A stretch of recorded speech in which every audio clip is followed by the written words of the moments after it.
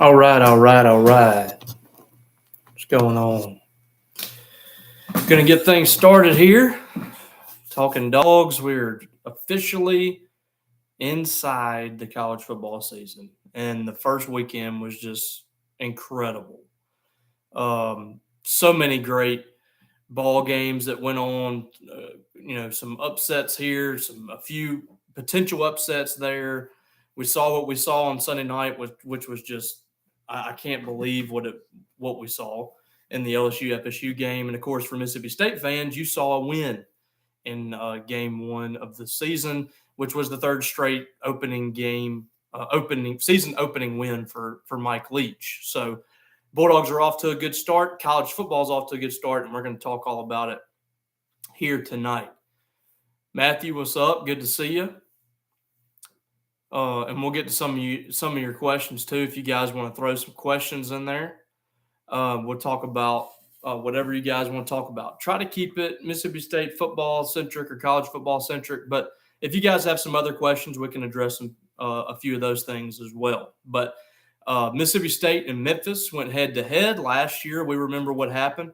State got off to a great start on the season, knocked off NC State, a top 25 win for the Bulldogs. Went to Memphis, got out to a 10-point lead, was pretty much controlling that ball game, and then things kind of unraveled down the stretch. State had to play catch up and eventually lost by 2 points. And we remember all the things that happened and transpired in that ball game. Personally, I think State took a little bit of that anger out and that frustration out on Memphis on Saturday. I thought they came out, they played precise for 2.5 quarters. I thought that's some of the best 2.5 quarters that we've seen under Mike Leach.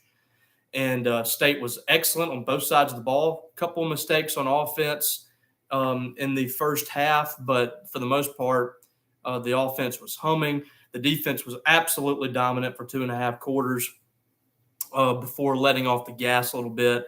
When they subbed in a few players, we saw some touchdowns by Memphis. But I thought the fact that Mississippi State didn't allow that to kind of, roll down the hill and snowball on them was big. State came back after a couple of touchdowns, scored one of their own. Memphis scored a touchdown late. State went and scored another touchdown themselves. So State covers the spread. They get a big win. They win by 4 touchdowns. Will Rogers has a huge ball game. He threw for a career-high 450 yards, had 5 touchdowns, 1 interception. I don't really put that interception on him. It seemed like some miscommunication there in the route. And then he had a play inside the 5 where they should have scored a touchdown. It was a lateral behind the line of scrimmage that was batted basically at right where he was throwing the ball for a fumble. But other than that, we saw 2 punts from Mississippi State, and they did have the 2 turnovers. The offense was incredibly efficient for the most part. I was really impressed with the wide receivers and the amount of guys that they were putting out there. 12 receivers caught the football, and I think maybe 3 of those guys were running backs. So it was mostly the wide receivers doing the catching. We saw a tremendous effort in the first possession from Ra Thomas, and he had a nice ball game. I think 5 catches over 60 yards and a touchdown. Had a touchdown on that first possession on great effort getting into the end zone on that play. We saw Rufus Harvey have a big touchdown reception. We saw a big pass to Caleb Ducking. Some passes down the field from Will Rogers that people have been wanting to see. Will was hitting those passes down the field. Several explosive plays down the field from Mississippi State to several different guys. And when you miss out on a guy like Mekhi Polk, you're looking for other players to step up. And you had a Caleb Ducking, you had a Ra Thomas, Rufus Harvey, Tulu Griffin, and guys like that. Jaden Wally had a few big catches. So I like the depth that this wide receiver crew has. I've been liking that depth since I saw it in camp. But now when you actually see it against another team, it makes you feel a lot better. So I think State's going to have a really good season in the passing game. The rushing attack, how about that? Over 30 carries in the game, over 100 yards from the 2 backs. Now, Will Rogers negated some of that yards, and they went under the century mark as a team. But the 2 backs, that's really what you're looking for. 20-plus carries, over 100 yards from those 2 guys, Jaquavius Marks and Dylan Johnson. And even Simeon Price got in the ballgame and had some big runs as well. So like what I saw there, like the balance. I mean, if you can get around 100 yards rushing in a game regularly, I really feel like Mississippi State's offense is going to be good. I mean, they don't have to be averaging 6-7 yards a carry. As long as they're showing that they can run the football and they're willing to run the football, I think that's going to be big for State's offense, and that's what they were able to do. So let's start with a few questions. Lance, does our special teams coverage concern you?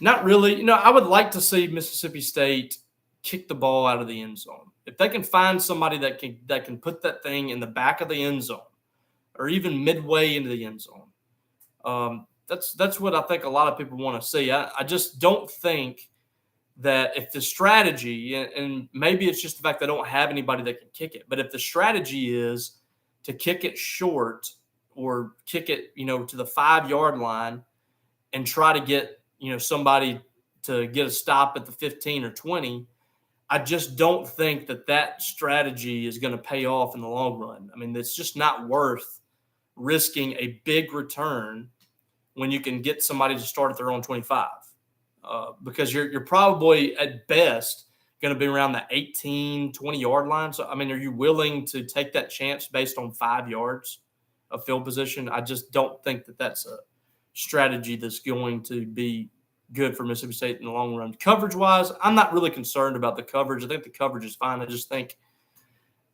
you're setting yourself up for a big play at some point. And why even take that chance? Just boot the thing out of the end zone, make the team start at their own 25 every time, and go from there.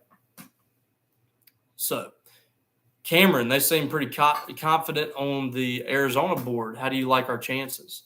I've been saying for a couple of weeks, I think this is going to be a much more difficult game than people think. Arizona was really bad last year and the year before that. I just don't think that they're the same team. And we saw that last week. I don't know how good San Diego State is this year, but last year they were a top 25 team, and I think they won 12 ball games. So this isn't a team that's going to be a pushover. You're going to their place, changing times. It's going to be late at night, and I think there will be an effect there. Arizona's used to this. They're used to that atmosphere there. So you're playing on the road against a Pac-12 team. Their fan base is going to be fired up because they're playing a SEC team, and they feel like they have a good chance to win this ball game. I'm taking Mississippi State in this game, but I just don't think it's going to be as easy as a lot of people think it is. Going on the road and against a Power 5 team, that's never easy. It's never a cakewalk. It's not going to be just given to Mississippi State. So I think State's going to have to play well, and I think you just take the win however you get it. If State looks sloppy in this ball game, if they win by 1 point, I just don't think it matters. Just win this game. It's classic trap game, which it might not even be a trap game because I think Mississippi State is going to know that this is going to be a tough game, but it's right in between the season opener and a game that you really wanted to beat Memphis and then going on the road to Death Valley.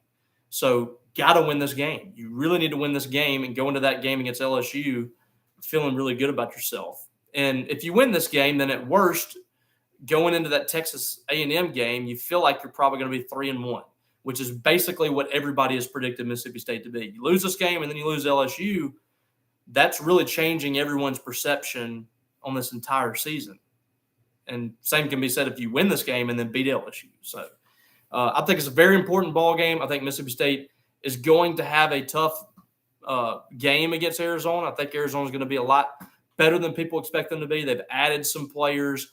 Their offense looks solid. They were pretty balanced the other day. Defense was pretty good. But, I just don't know how to really gauge how good Arizona is right now. I think we'll know a lot about them after the first quarter against Mississippi State. So, but, a lot of familiarity with Mike Leach and their quarterback. I think he recruited him coming out of high school at Washington State. So, we'll definitely see how that game plays out, but I think it's going to be a tough matchup. Ping pong, how you doing, man? So enjoyed the late night fun. Let's do it again Saturday. Yeah, I don't think I've ever experienced as late a game as we're about to experience. 10 p.m. start, just from a coverage standpoint. I've watched some late, Pac-12 after dark ball games and stayed up and watched some of those games. But from a coverage standpoint, this is as late as it gets. I'm not going to this game because it's physically impossible for me to go. I got to cover games on Friday night here in our area, high school games. So it's physically impossible for me to get there. But I'll be watching. It's going to be really wild. Oh, let's see. JMT, if Will Rogers plays like this after week 4, what games that State's supposed to lose could they win? If he plays like he did in week 1 and is putting up the same numbers and the offense is clicking like that, I mean you're beating Kentucky. Which I don't even know if State's supposed to lose that. I picked Kentucky in that game, but I've been very hesitant on that. But they win that game. They beat Texas Tech. They beat Arkansas. You got to think.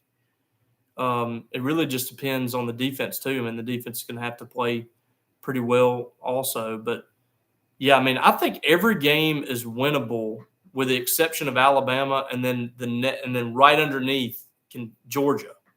Just because Georgia's at home, I think State has a better chance to win that game, but I don't think they will. But I think State has a chance to win all their games outside of those 2 teams if they're playing like that. Winston wants to shout out the fans. I know me and my family sat through the entire delay, and I was surprised at the amount that stayed and the energy we still had. Yeah, I was really surprised by that.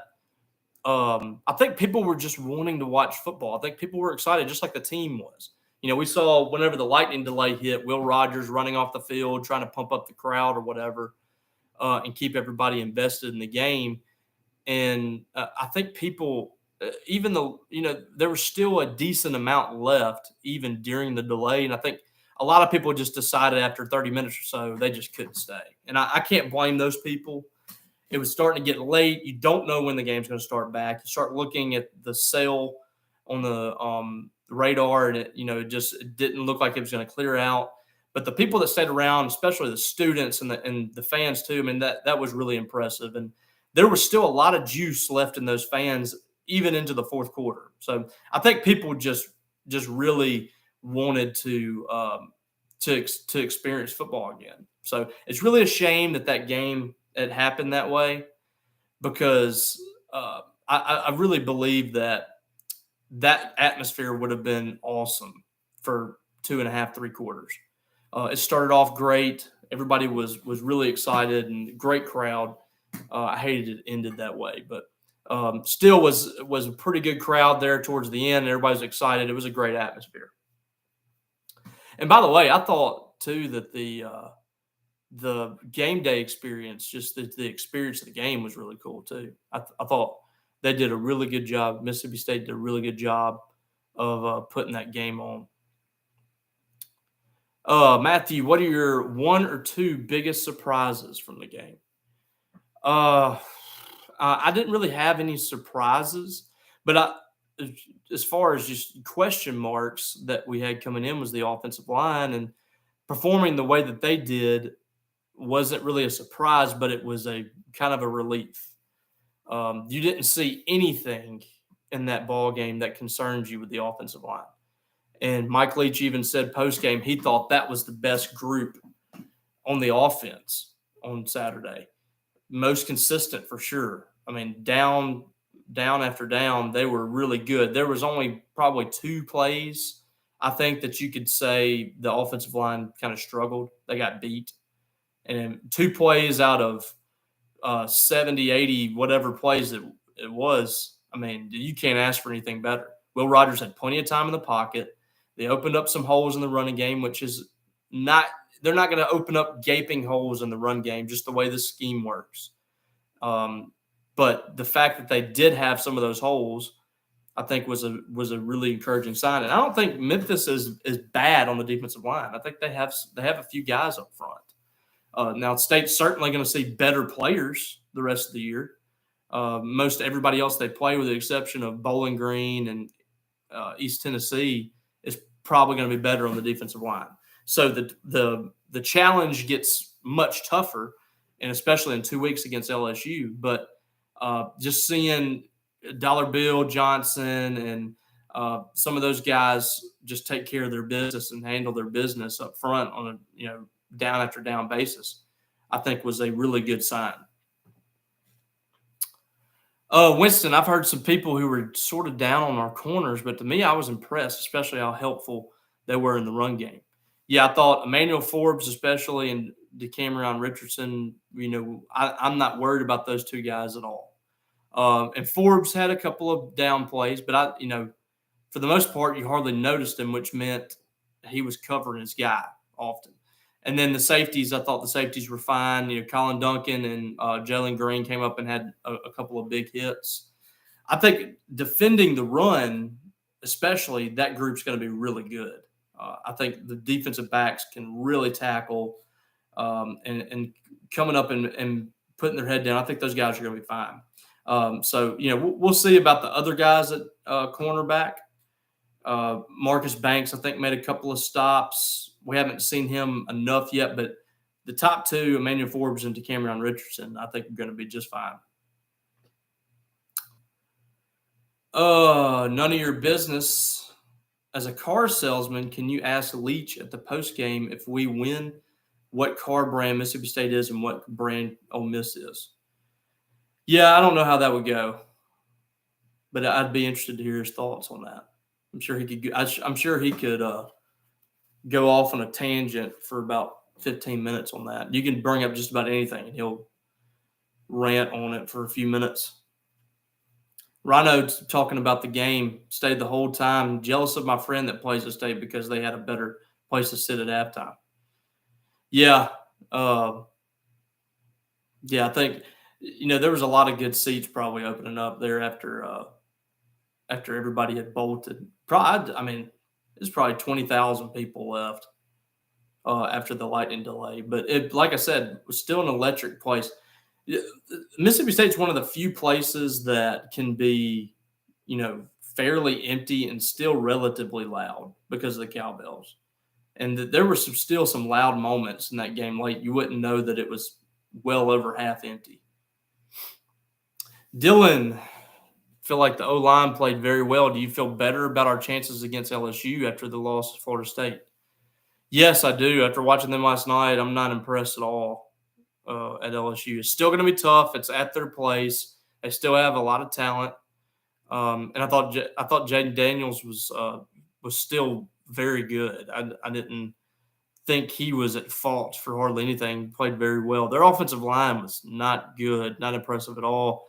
They were such a mess on special teams.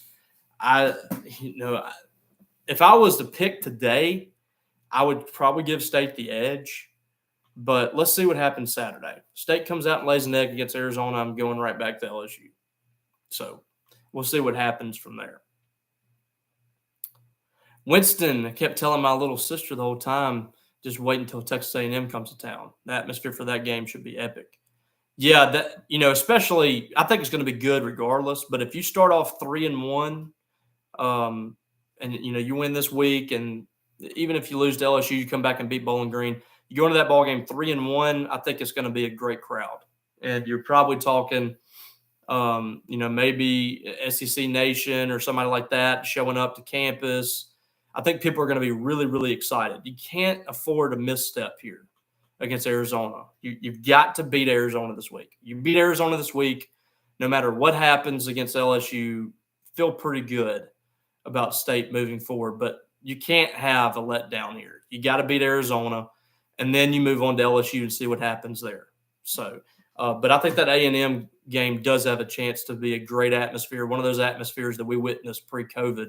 This is one of the better atmospheres last week that we've probably seen since COVID, I would guess. That's one of the better crowds that we've seen. It's just things are slowly getting back to normal. I thought the junction was about normal. It was getting back towards an SEC type weekend. Dog walk was back. You had great atmosphere in the stands. I think people are slowly getting back to pre-COVID and kind of where things were there. And I think that's good for college football. It's good for Mississippi State. Does Arizona throw more than 200 on us? And you said 250. Good question. That they were pretty balanced the other day. I would say maybe not 225, maybe. But we'll see. Maybe I'm too down on Arizona, but I just don't know enough about them this year to really make a judgment. They're kind of an unknown to me. They were so bad last year, and they added some pieces. Their talent level is much better this year. So it's hard to tell. I don't know what San Diego State lost. I haven't really looked into them. I just remember last year them being in the top 25, being a 12-win team. I watched them a couple of times because I was voting for AP and heard from their fans a few times, like when I didn't rank them in the top 20 or something. I'd rank them 22nd, and they got really upset. But they were not good, obviously, on Saturday. Arizona won that ball game. So, and yes, their quarterback looks solid. He's a guy that can make you pay with his legs. He's got a decent arm too. So, I mean, he's going to be tough to defend. Zach Arnett's going to have to really scheme up some things for him and make it difficult for him to be inside or even outside that pocket. And I think State has some of the athletes to do that. So far, the SEC has just and it's been kind of the case over the years too. The SEC has just kind of owned the Pac-12, and we saw what happened to Oregon the other day. That was rough. And then Florida beat Utah, which is one of, not the best, Pac-12 teams this year. So there's a lot riding on this for Mississippi State. They have conference bragging rights on the line. Everybody in the conference is going to be looking for State to win this ball game. So they got to go on the road and win this thing. Ping pong, you brought up a great point about the receivers. 12 different receivers caught a pass. This is awesome. Yes, I've really liked this group for a while, but you don't really know until they get on the field against somebody else. Is it the State's defense that's bad, or is it the receivers just having some good plays here and there, and some big plays, big touchdown catches, and it's the defense is fine. The defense is really good, and the wide receivers are really good. So State, I think, is going to have a really deep group, a really talented group that should get Will Rogers some big numbers this year. I mean, he's got a chance to top even his own record if he keeps this up. And it's not going to be 450 yards a game. That's not going to happen. He's not going to have 400 yards a game. But I think that this group is going to keep State on that steady trend of some big plays in this offense and some big numbers in this offense. And I think there's some guys at wide receiver that have a chance to finally get the Bulldogs that elusive wide receiver in the NFL. State has not had a drafted wideout since, I believe, Eric Moulds. They've had a few guys in there. I think Justin Jenkins was in there for a little bit. Chad Bumpus might have been on the practice squad. Lance, what was his name? The wide receiver. Somebody can help me out. He made he made an NFL roster, played for a little bit, and then some other guys. Fred Ross made it for a game or two. Chad Bumpus, but nobody's getting drafted. State's got to get that first guy to kind of break the ice there, get in the league, and perform, and then you really start to see this thing take off. Because I think State is getting far more talented players at that position than they've had, especially the quantity of them. This is probably the most talented group I've seen at Mississippi State as a whole. We've seen more talented receivers. We've seen one or two guys that are more talented than a lot of these guys, but never this many. and it's different sizes and different skill sets. It's really cool to see, and I think this is only going to get better for Mississippi State. And they're adding some guys coming up that are freshmen now and coming up, next year, and that in this signing class coming up as well. So it's been cool to see the talent level increase, but you just got to get some of these guys in the league. Did you notice the frustration with Justin Robinson and Will after Will threw him a pass? Wonder what that's about. I don't know. I never saw that. I mean, I guess you're talking about the touchdown. Maybe he didn't. I didn't see him in the game much. And I see now you are talking about the touchdown. Yeah, he did look a little frustrated, I guess, and I think he got frustrated a lot at Georgia too. But there's a lot of guys ahead of him. He's got to work to get in there. He's got to be more consistent.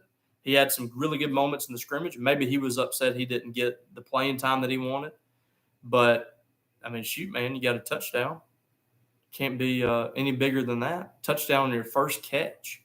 And he's going to have plenty of opportunities. I mean, there's just so many guys right now. I think 8 to 10 guys is what I've said that could get in there and you feel good about making some plays. Antonio Harmon got in late and made a couple of catches. Robinson, like you said, got in there and made a touchdown grab. There's just so many guys. 5 of them caught touchdowns. So this is what you deal with in the air raid, and that's another thing. I mean, it's going to be tough to keep everybody happy in this offense. If you're Mike Leach, that's why you take as many guys as you do, because there's going to be a lot of guys that don't want to compete and move up to the top. So, we'll see who kind of separates himself. And also, it seems to be every game kind of a new guy hopping in there and making some big plays. So, we'll see who does that against Arizona. It was almost like, a new guy every quarter the other night. Ra Thomas had that big first quarter, and then you had some plays from Caleb Ducking and Rufus Harvey. So there's going to be a lot of players that get an opportunity to make big plays this year for State. Dylan, it was odd seeing Q getting the holding call. I can't remember the last time he had a penalty. Yeah, and there wasn't many penalties at all on State in this game. It took I think they might have had one penalty. If not, they had 0 in the entire first half.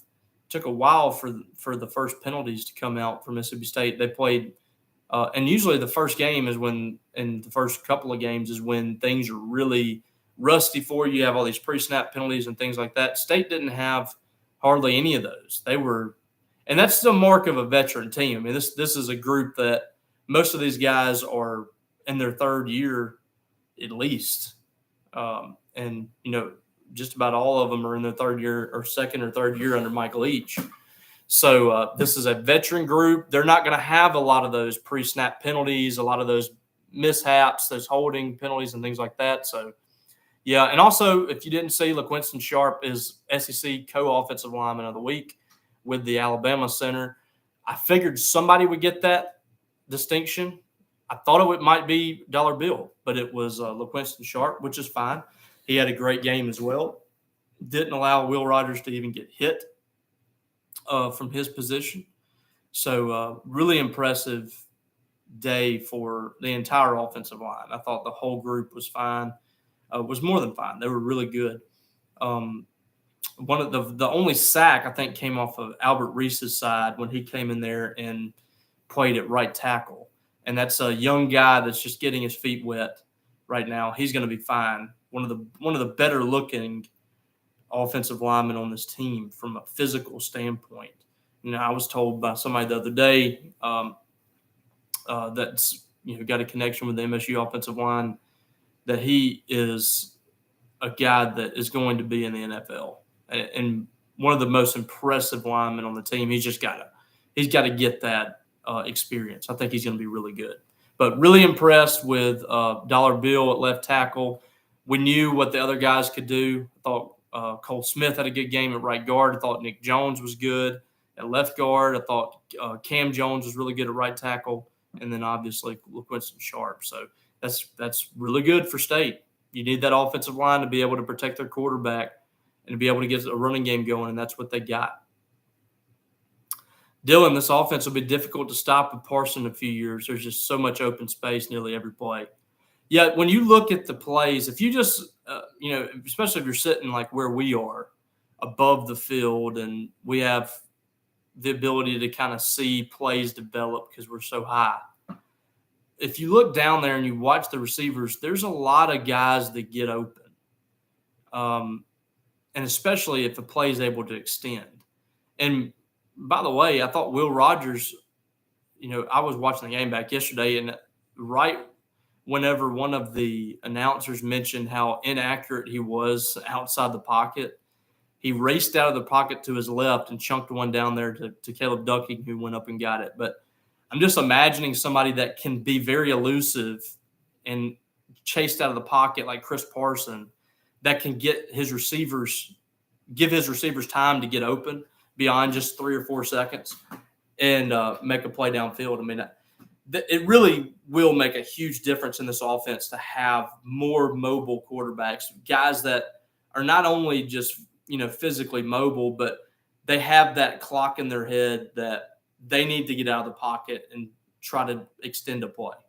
And I think that Parson absolutely can do that for State. It's going to be a while. I don't think we can expect him to come in next year and compete for the starting job as a freshman. And we might be talking redshirt freshman, maybe even sophomore year before he's in there as a starter or competing for starting reps. But this is a long-term deal, but I think that he is going to make this offense look even better because he can throw the ball too. I mean, we talk about his running ability, but he's got a really good arm as well. So, all right, any more questions before we get out of here? I got Thunder and Lightning to record here shortly. So if you guys want some more, me and Brian will be on there. For tomorrow's show, we also have our Victory Sunday show up right now if you guys want to go check that out. Thought it was a good show. We kind of break down things, a lot of the same things that I've said here, but we bounce some things off of each other in that one. Ping pong overall great. I thought it was a A minus, maybe A minus or an A. They were great on defense for 2.5 quarters. They let off the gas.